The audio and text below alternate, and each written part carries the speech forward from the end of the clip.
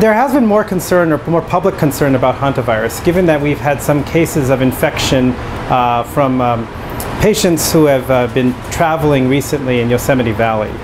In particular, these cases were thought to come from exposure to deer mice while they were staying at Curry Village, which is at the floor at the base of the Yosemite Valley.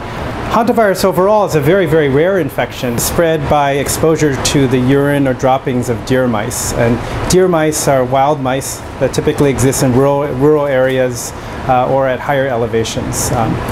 In California, they're commonly found in the eastern Sierras. And whereas the hantavirus may infect the deer mice do not get sick from the hantavirus.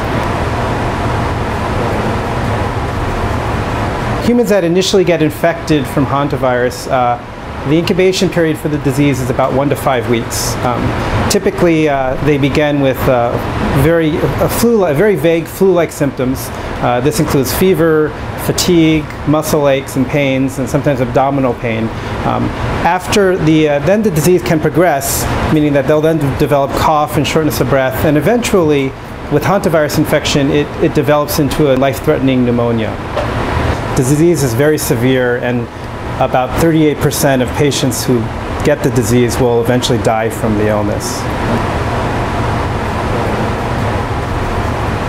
Humans are not reservoir for hantavirus infection. They can get infected by exposure to deer mice, but they're unable to pass, they do not pass the disease from human to human. There have been no documented cases of human-to-human transmission from hantavirus infection.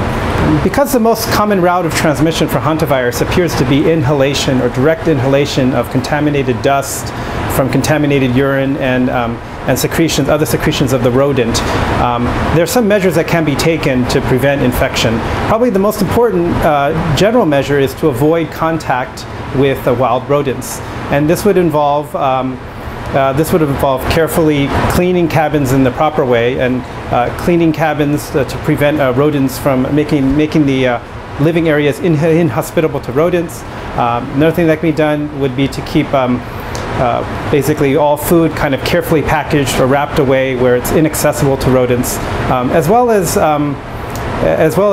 potentially taking steps to avoid inhaling or staying away from regions where you might be able to inhale contaminated dust from rodents.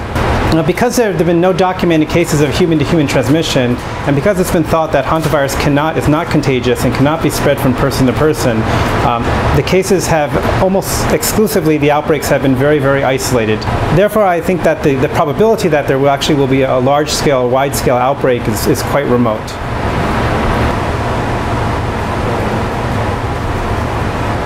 If you're worried about having been potentially exposed to hantavirus, if you've been camping recently, if potentially you've been in musty cabins or campsites or other areas where you may have been exposed to the urine or droppings of rodents or excretions of rodents, or you may have inhaled particles, it's very, very important that if you develop symptoms that you seek medical attention immediately. And this is because it's been shown that the earlier you get medical care, the better the outcomes from the disease, and the more likely it is that you'll be able to survive this very dangerous illness.